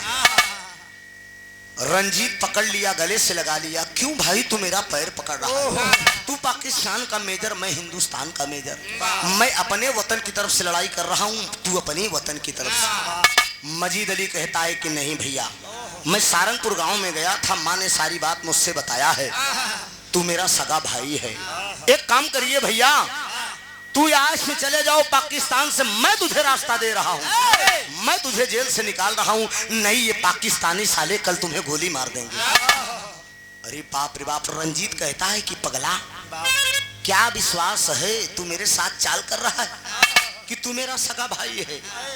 मजीद अली बता रहा है कि माँ ने बताया था कि एक दूसरे का नाम हाथ में बचपन में गुदवाई थी। जब दोनों भाई हाथ वो गुदना देखी देखा करते हैं, नाम देखी देखा करते हैं। मजीद अली के हाथों में रंजीत का नाम है और रंजीत के हाथों में मजीद अली। एक दूसरे का नाम जब देखी देखा करते हैं, उसी जेल के अंदर बाबूजी दोनों भाई लपट जाते हैं और फपक फपक कर रो रहे हैं बाबूजी। लेकिन तबले रंजीत कहता है कि अरे पगले, जब भेद खुल गया तो मेरा सगा भाई है, तो मैं तुझे छोड़कर कैसे जाऊं? जरा तू गौर कर, तुझे छोड़कर मैं कैसे जाऊं? जीऊंगा साथ और मरूंगा साथ। कहा नहीं भैया, ये पाकिस्तानी साले कल आपको गोली मार देंगे, जाइए राधा भाभी आपका इंतजार कर रही है। लेकिन बाबूजी जब पाकिस्तान जेल से मेजर रंजीत को वो निकाल रहा है, बॉर्डर क्रॉस करा रहा है, उस समय आल्हा का भाव लगा।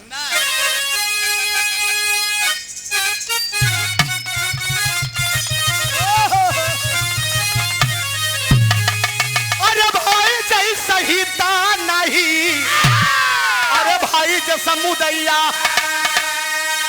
अरे भाई जैसा दुनिया में केहू नहीं बा।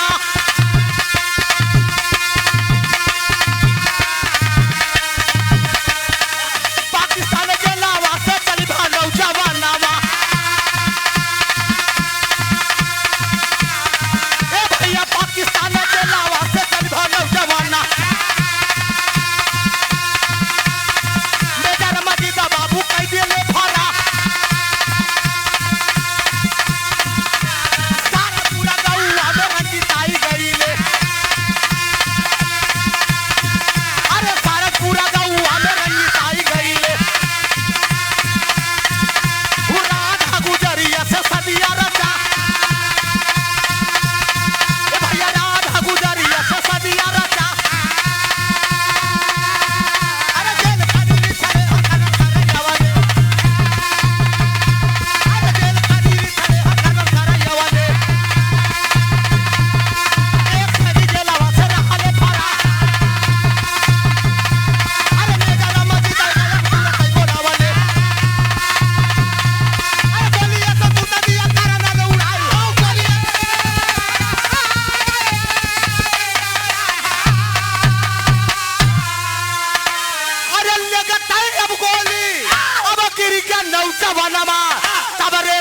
रंजीत का खबरिया के पास हो सबले खबरिया के पास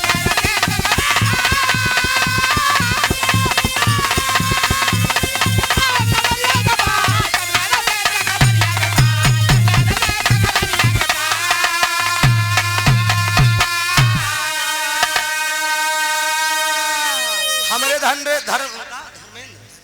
धर्मेंद्र यादव जी स्वर्गीय इंद्राज जी के सुपुत्र साहब आप भूसा वाले चिंता ना करा यूट्यूब लगा बा आ जावे एकदम ललकार के बड़ा प्यार रहन इनकर संतोष भाई के तना प्यार रहन फोन करन कहन तो से उम्र में कम हो चाचा तू बिरहवा हमारे यहाँ गाए दे अरे हम कहे बिरहा का बात करते हम करे जान निकाल के देते बिरहा तक छोट मोट बात आटे बहुत बढ़िया प्यार मिला लेकिन दरवाजे पे व्यवस्था बड़ी खूबसूरत है नंबर 1 व्यवस्था है दोनों कलाकारों के लिए बहुत सुमाया का पुरस्कार 100 रुपया और ये 100 रुपया बहुत सुमाया का पुरस्कार सुंदर पुष्पहार ढोलक के बाद बेताब बादशाह एक अच्छे आर्टिस्ट हीरे की कदर जौहरी करता है बाबू प्रेम जी वो जमाना था बिरहा की बड़ी होनहार गायिका सरोज सरगम जी मेरे हम सफर साथी हैं सरोज हमारे साथी गायिका है इन्हें जान लिया और जब सरोज कुमारी रहे तब हम कुंवारा रहे आज भी वो दिन और वो पहलू मुझे याद आता है पप्पू वो दिन याद आता है वो घड़ी याद आती हो अच्छा एक बात आखिरी और शुरुआत की बात जरूर याद रहती है पहला कार्यक्रम मेरा सरोज सरगम को मांडा भेराही गांव में हुआ था पातर का सरोज रहे ना हम पातर के रहे सरोज रात भर हमका देखी ना हम उनका देखे सुबह बात हुई कि आपकी शादी हमने कहा नहीं मेरी तो नहीं हुई है कहन हमारी भी नहीं हुई है हमने कहा समय आने पे दोनों लोग कर लेंगे टेंशन मत लीजिए वो अपना कर लिया मैंने अपना कर लिया प्रेम जी आज भी संगत आप करते हैं बहुत अच्छे कलाकार हैं कभी कभी सुल्तानपुर प्रतापगढ़ फैजाबाद जौनपुर तमाम जगहों पर तमाम जिलों में मुलाकात होती है भैया का तरफ से प्रणाम हम कोनो का भैया ना है लेकिन आप सबको चरण का धूल है बहुत बहुत प्रणाम हो आशीर्वाद की को बचा तो नहीं अच्छा 51 रुपए का पुरस्कार आप लाल जी यादव जी खानपुर डांडी से हमारे फूफा हैं मेरे मामा मेरे पिताजी की मामा की लड़की यहाँ भी कीन है और वहां भी कीन है पहुंचे जब गाड़ी रुकी तो जो कहन बचवा का तनी बुलाए लिया बा तो हम कहे भाई अब संजोग से हित ना थे हो ले दरवाजे पे न रात में मौका मिले न मिले 12 बजे रात के करे घरे जाई ए बाबूजी कहानी कहाँ थी गौर करेंगे मेजर मजीद अली पाकिस्तान जेल में पहुंचा रंजीत से कहने लगा कि आप जेल से फरार हो जाइए नहीं ये पाकिस्तानी साले कल हो सकता है आपको गोली मार दें फरार कर दिया बाबूजी वो आता है सारंगपुर गांव में आया राधा नाम की एक लड़की थी उससे शादी किया सुहागरात की तैयारी कर रहा था लेकिन जेल का निरीक्षण करने के लिए पाकिस्तान का कर्नल कैदियों को गिनते गिनते आया तो एक कैदी कम था कौन था हिंदुस्तान का मेजर रंजीत जेल के अंदर नहीं है मंजीत को बात करते हुए देख गया इशारा करके बुलाया कहा इधर आओ हिंदुस्तान के मेजर से तुम बात कर रहे तो लगता है वो जेल से अगर फरार हुआ जरूर इसमें कोई चाल है तेरी चाल है नहीं मानता है बाबूजी मजीद अली जब इनकार करता है तो वो कर्नल साला पाकिस्तान जेल के अंदर मेजर मजीद अली को गोली चला दिया जब गोली चला दिया लहूलुहान मेरे देश का जवान गिरता है उसी पाकिस्तान जेल के अंदर तुरंत बाबूजी गिर गया और शहीद हो गया सुबह पेपर के माध्यम से खबर पहुंची है हिंदुस्तान पेपर के माध्यम से खबर पहुंची सुहागरात की वो तैयारी कर रहा था राधा के साथ शादी हुई थी कि पाकिस्तान जेल का निरीक्षण होने के बाद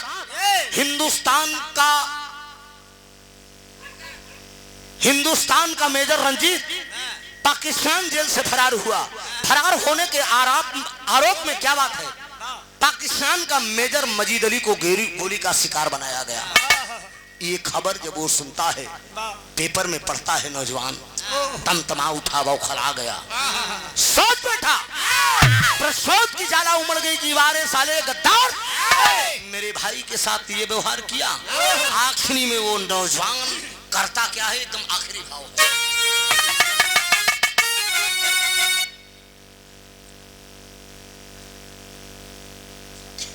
पूर्व प्रधान आप थानापुर का नाम रामलाल आदरणीय रामलाल यादव जी आप थानापुर के पूर्व प्रधान हैं एक शिनकर फरमाइश बकिन हरिये सरकारी आई हो मोरवाला मुआ ओही रे सड़की आई बकोरी रे कई बिटियावा बेचेला न तरकारी रे मोरबलम्मा।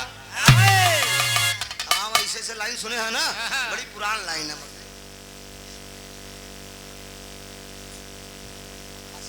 आदरणीय इंद्रमणि यादव जी, स्वर्गीय इंद्राज यादव जी के बड़े भाई की तरफ से 100 रुपए का पुरस्कार है। बहुत बहुत वंदन है, अभिनंदन में आखिरी में वो जवान करता क्या है?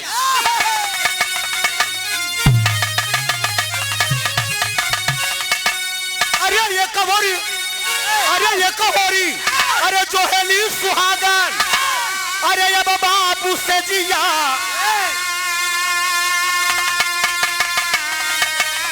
अरे ये कवोरी जोहेली सुहागन, अरे ये बाबू से जिया, ओ हर मार गई पालिता नवारे सरहद पे मखिया।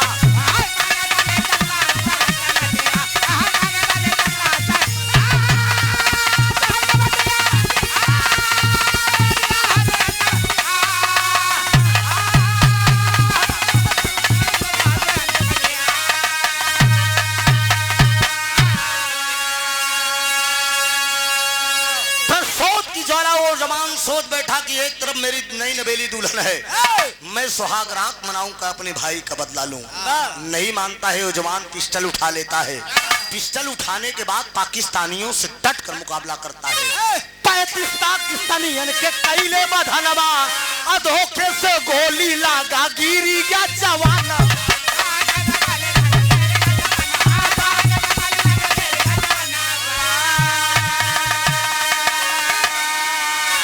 35 पाकिस्तानियों को मारता है। 35 पाकिस्तानियों को मारने के बाद धोखे से एक गोली लगती है नौजवान को। वो पाकिस्तानी साले क्या करते हैं, जब एक गोली उस नौजवान को लगती है, सीने में तन-तमा कर तड़पड़ा कर वो नौजवान गिरता है अपने बॉर्डर में। जब अपने बॉर्डर हिंदुस्तान में गिरता है, ये पाकिस्तानी सारे गद्दार पकड़कर बाबूजी पाकिस्तान बॉर्डर में खींच लिए। और जब पाकिस्तान बॉर्डर में खींच लिए, खींचने के बाद ले जाते हैं बाबूजी उस दोनों भाइयों को, रंजीत और मंजीत को, दोनों को बोटी बोटी करके सरहद डका देते हैं। सुबह ड्यूटी, फौजियों की ड्यूटी जब चेंज हो रही थी, ड्यूटी चेंज के दरमियान में जब सरहद डका दिए, लाश मिलती है। ले जाकर नौजवान जब लाश को उठाते हैं और देखते हैं बाबूजी, ले जाया गया तो दोनों भाइयों की लाश थी, मेजर मजीद अली और रंजीत की लाश थी। नई नवेली दुल्हन थी, राधा हाथ की मेहंदी भी नहीं छूटी है। सोचने लगी कि बारे मेरा देश, बारे मेरे स्वामी, मेरा मांग का सिंदूर देश के लिए शहीद हो गया, मैं इस धरती पे अब जिंदा रहकर क्या करूंगी। आखिर वो चिता लगवाती है। चिता लगवाने के बाद पियवा का लाश लेके अब सती होई जाई, असती होई के नाम इतिहास में लिखा।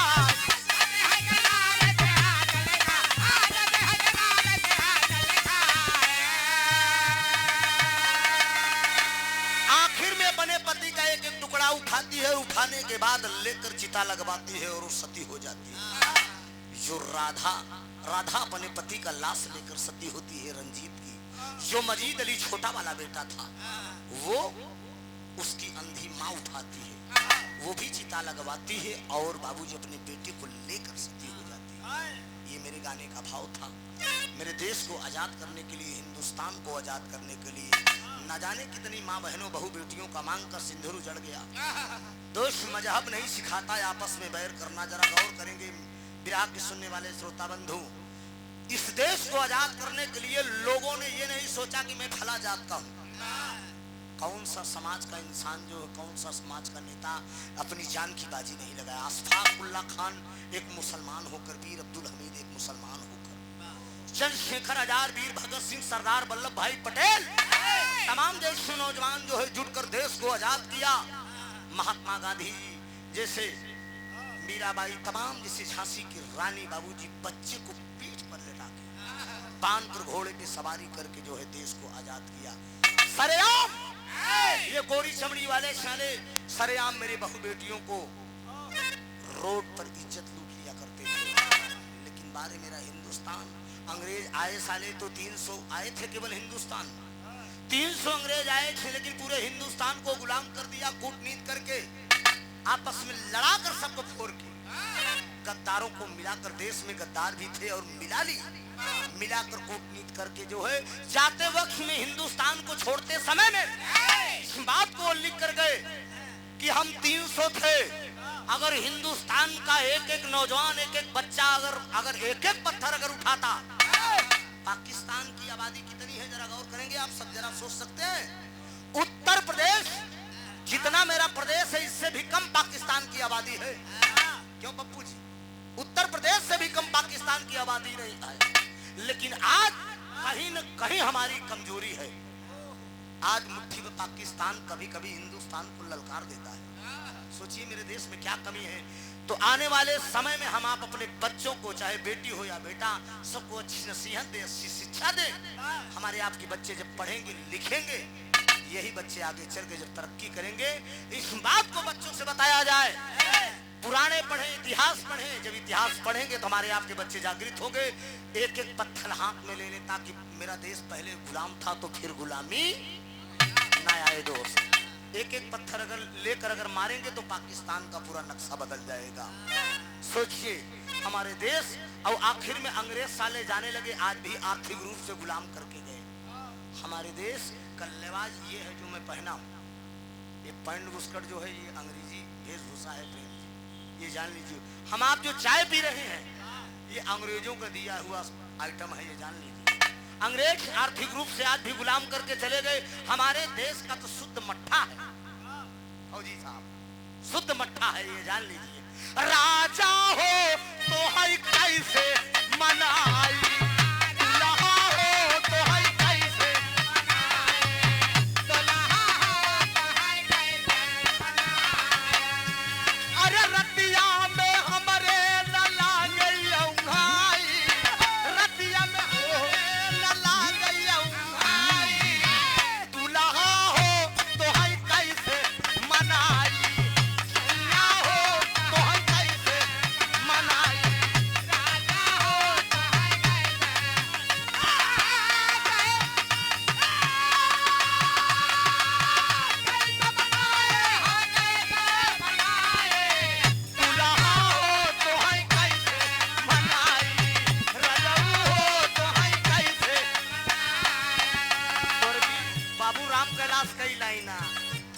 वाले पनवा जब जवान, पीतल वाले पनवा जब आई गई जवान,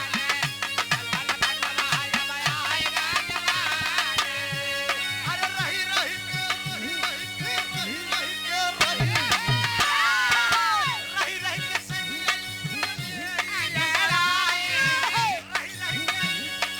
एवं प्रकार देखा अंगड़ाई कैसे लेती है। हाँ हाँ रही साल भर न रखा यार। हाँ हाँ रही रही हाँ रही रही कैसे दिए बलेरी अंगड़ाई, दुल्हा हो तो है कैसे मनाई, राजाऊ हो तो है कैसे मनाई,